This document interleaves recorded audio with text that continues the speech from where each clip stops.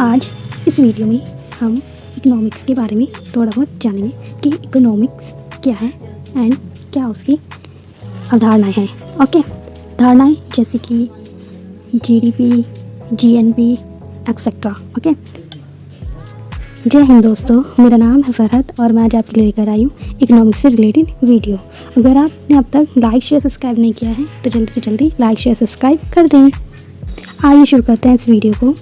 सबसे पहले हमें पता होना चाहिए कि अर्थव्यवस्था क्या है, ये हमें पता होना चाहिए। तो इसकी मैं जो छोटी सी नॉर्मल अपने अकॉर्डिंग में जो डेफिनेशन लाई हूँ उस पर आप ज़रा गौर फरमाएं। देखो, अर्थव्यवस्था कोई भी एक भौगोलिक क्षेत्र, कोई भी एक क्षेत्र एरिया होता है। ठीक है, अर्थव्यवस्था क्या है कि किसी भी भौगोलिक एरिया कोई क्षेत्र होता है जिसमें मतलब उस एरिया की बात हो रही है जिसमें उपलब्ध आर्थिक संसाधनों से, जो आर्थिक संसाधन होते हैं, आर्थिक संसाधनों से वस्तु और सेवाओं का उत्पादन किया जाता है। मतलब जो अर्थव्यवस्था है वो किसी एरिया की बात करता है और उस एरिया में जो भी हमारे उपलब्ध आर्थिक संसाधन है उन संसाधन या वस्तुओं या सेवाओं से उत्पादन किया जाता है। और जो उत्पादन किया जाएगा उनको वितरण, मतलब कहाँ पे वितरण करेंगे? लोगों में किया जाता है। जो हम यहाँ पे इस एरिया में जो भी हमने संसाधन, जो आर्थिक वस्तु सेवाएं हमने उपलब्ध की हैं, उत्पादन किया है, मतलब उसको उगाया है, तो उसको क्या है? लोगों तक वितरण करना, भेजना उनको। ठीक है, जिससे उनकी आवश्यकताएं पूरी की जा सके। लोगों की आवश्यकताओं को पूरा करने के लिए जिस संसाधन का हम उपयोग करते हैं और जो आर्थिक वस्तु सेवाएं होती हैं वही उसका क्या है? इकोनॉमिक अर्थव्यवस्था कहलाती है कि इसकी अर्थव्यवस्था है। अर्थव्यवस्था में क्या होता है कि कुछ चीज़ उत्पादन किया जाता है और उसको लोगों तक भेजा जाता है।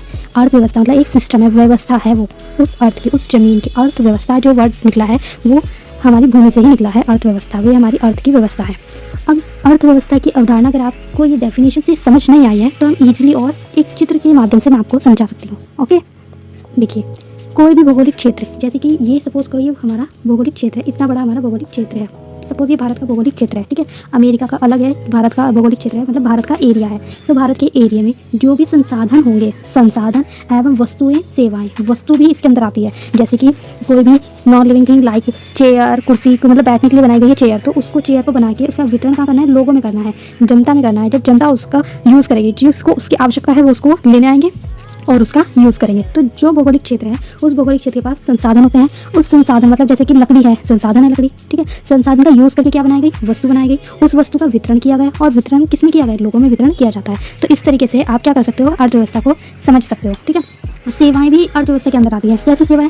लाइक डॉक्टर जो होते हैं वो क्या करते हैं? लोगों को, जनता को, उनको ट्रीटमेंट करते हैं, उनकी हेल्प करते हैं, उनको स्वस्थ बनाते हैं। ठीक है, तो ये सेवा दे रहे हैं डॉक्टर। टीचर्स भी इसके अंदर ही आते हैं। क्यों? क्योंकि वो भी उनको डेवलपमेंट करने के लिए उनको हेल्प कर रहे हैं। एंड जो भी शॉपकीपर्स होती हैं, शॉपकीपर क्या करते हैं? शॉप्स अपना सामान लेकर आते हैं पीछे से, उत्पादन में किसानों से लेकर आते हैं, उसके बाद उसको लोगों में ईजिली वितरण करते हैं। तो जो भी लोग सेवाएं कर रहे हैं तो उनका वर्क भी सेवा के अंदर आता है। संसाधन के अंदर क्या क्या चीज़ आ सकती है? संसाधन में भूमि आती है कि कोई भूमि होगी उसका अच्छे से यूज़ करेंगे हम, कृषि कर लिया। मशीन भी संसाधन के अंदर आता है। मानव शक्ति भी संसाधन के अंतर्गत आती है। तो ऐसी चीज़ें जिससे कुछ नई चीज़ बनती है उसको हम संसाधन बोलते हैं। एंड ये जो इतना बड़ा जो भौगोलिक क्षेत्र जिसके अंदर ये सारा काम हो रहा है, जिस एरिया के अंदर हो रहा है, उसको हम बोलेंगे भौगोलिक क्षेत्र, सीमा। ओके, अब बात कर लेते हैं कुछ महत्वपूर्ण अवधारणाओं की। राष्ट्रीय आय एवं उत्पादन की महत्वपूर्ण अवधारणाएं कि क्या क्या उसकी अवधारणाएं, उत्पादन के लिए क्या क्या होता है राष्ट्रीय आय में।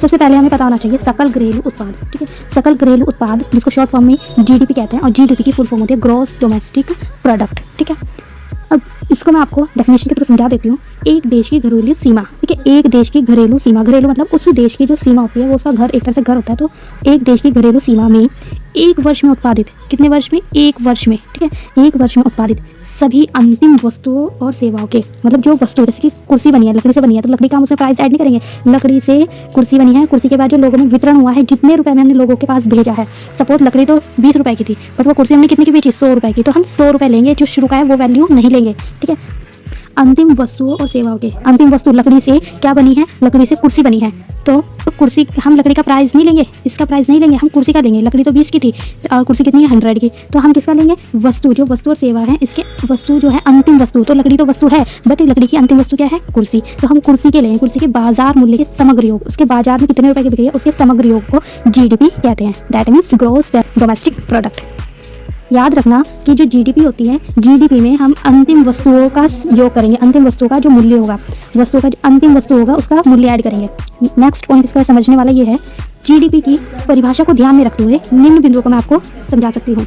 इसकी जो मुख्य बात है, सबसे पहले बात है, जीडीपी में केवल उसी उत्पादन को ध्यान में रखा जाएगा जो कि देश की घरेलू सीमा में हुआ हो। ठीक है, मतलब ये हमारी देश की घरेलू सीमा है और ये अमेरिका की घरेलू सीमा है। तो यहाँ पे भी उत्पादन हो रहा है और यहाँ पे भी उत्पादन हो रहा है। ये अमेरिका है एंड ये इंडिया है। तो हमें उसी चीज़ के जीडीपी में केवल उसी उत्पादन को ध्यान में रखा जाएगा जो हमारे देश की घरेलू सीमा में है। ये हमारे देश की घरेलू सीमा में है, तो इसमें अगर कुर्सी का उत्पादन हो रहा है, 100 रुपये का कुर्सी का उत्पादन हो रहा है, तो हम इसी अपनी वाली घरेलू सीमा को मान लेंगे, इसकी जीडीपी निकालेंगे। हम इसमें यहाँ के लोग यहाँ पे भी तो कुर्सी ले जाके बेच सकते हैं, तो हम इसको नहीं मानेंगे क्योंकि जीडीपी में केवल अपने घरेलू सीमा के अंदर जो हो रहा है उसकी बात करेंगे। ठीक है, ये हमारा देश है, इसके अंदर की जो सीमा में उत्पादन होगा उसी को हम ध्यान में रखेंगे। Okay, now I am explain with diagram. Okay, ये हमारी घरेलू सीमा है। ठीक है, भारत की, इंडिया की घरेलू सीमा है। इस घरेलू सीमा में कुछ विदेश के लोग भी आकर यहाँ पे कमाई करते हैं, अर्निंग करते हैं, उत्पादन भी करते हैं। तो ये जो ब्लू कलर का एरिया दिख रहा है, ये क्या है? ये वो एरिया है जितने में आके विदेशी लोग यहाँ पे अर्निंग करते हैं। ओके, इस भारत में जितना भी उत्पादन होता है ये भारत का उत्पादन है। जितनी भी यहाँ पे सेवाएं होती हैं, यहाँ पे संसाधन होते हैं, सर्विस होती है, जितनी सेवाएं होती हैं, वस्तु उत्पादन होता है, उन सब का हम जीडीपी निकालते हैं। उन सबका तो जीडीपी निकलेगा जो भारत के हिस्से में है, क्षेत्र। ठीक है, प्लस हम इसमें जो हमारे एरिया में आके, जो विदेशी लोग हमारे एरिया में आके काम कर रहे हैं, तो उसको भी जोड़ के तब भारतीय जीडीपी निकलेगी। अगर हमें भारतीय जीडीपी निकालनी है तो हमें क्या करना पड़ेगा? भारतीय उत्पादन मतलब ए एंड विदेशी उत्पादन मतलब बी, दोनों के उत्पादन को हमें प्लस करना पड़ेगा। ठीक है, सपोज भारतीय ने 10% गेहूँ उत्पादन किया है और विदेशियों ने 5% गेहूँ उत्पादन किया है, तो जो भारतीय जीडीपी होगी वो कितनी होगी? 10 + 5, दोनों के उत्पादन को जोड़ के भारत की जीडीपी निकलेगी। भारत की जीडीपी क्यों निकलेगी तब? क्योंकि ये भारत की घरेलू सीमा है। भारत की घरेलू सीमा के अंदर जो भी उत्पादन होगा, वस्तु सेवाएं होगी, भारत के अंदर इंक्लूड होगी, तो ये भारत की जीडीपी होगी। That is clear. देश के लोग भारत में आकर उत्पादन करते हैं, ऐसे ही भारत के लोग भी विदेश में जाकर उत्पादन करते हैं। एंड जो भारत के लोग विदेश में जाकर उत्पादन कर रहे हैं उसका परसेंटेज हम भारत की जीडीपी निकालने में काउंट नहीं करेंगे। ये सबसे ज़्यादा इंपॉर्टेंट पॉइंट है। Got it? सपोज हमें विदेश का उत्पादन जीडीपी निकालना है, तो विदेश में जो उत्पादन हो रहा है सपोज वो P है, एंड जो भारतीय लोग विदेश में जाकर उत्पादन कर रहे हैं सपोज वो O है, तो विदेशी जो जीडीपी निकलेगी वो P + O क्षेत्र को मिलाकर निकलेगी। Let's move again. नेक्स्ट जो इंपॉर्टेंट पॉइंट है दैट इज दिस। जीडीपी की गणना में केवल अंतिम वस्तुओं और सेवाओं का उत्पादन को ध्यान में रखा जाता है। मतलब लास्ट में जो अंतिम वस्तु जो है, सबसे पहले जैसे कि हम देखते हैं प्राथमिक उत्पादन, मध्यवर्ती उत्पादन, अंतिम उत्पादन। ओके, प्राथमिक उत्पादन क्या है? गेहूं। ठीक है, एंड मध्यवर्ती उत्पादन है आटा,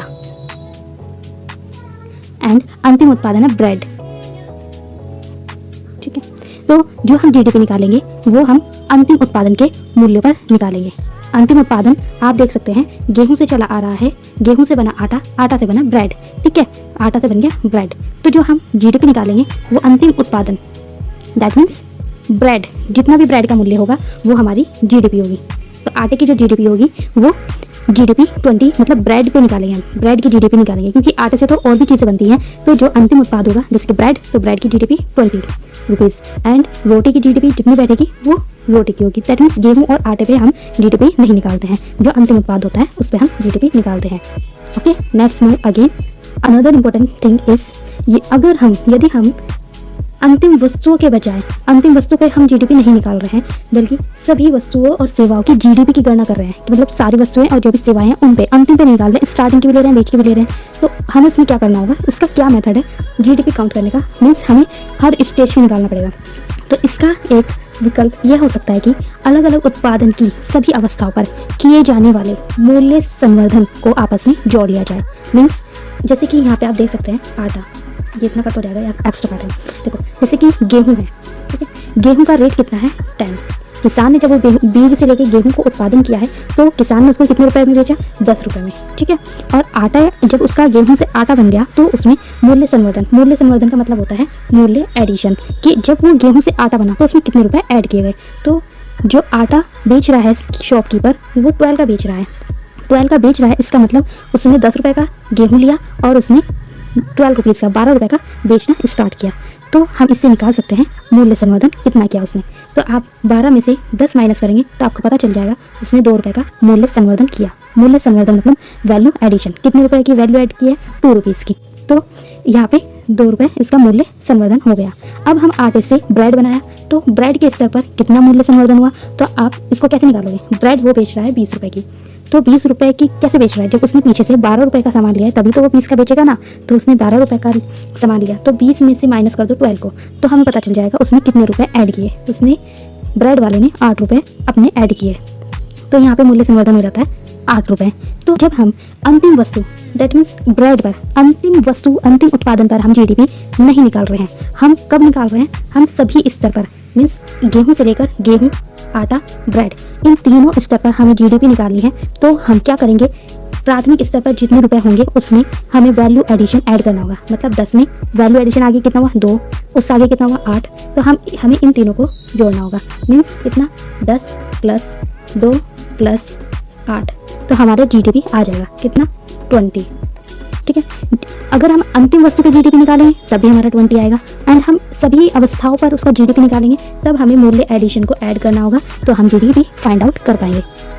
यही जीडीपी फाइंड आउट करने का बेस्ट तरीका था, एंड जीडीपी के जो इंपॉर्टेंट पॉइंट्स है मैंने आपको बता दिए। अगर आपको कोई प्रॉब्लम है, क्वेरीज है, you can ask me right now. Thank you.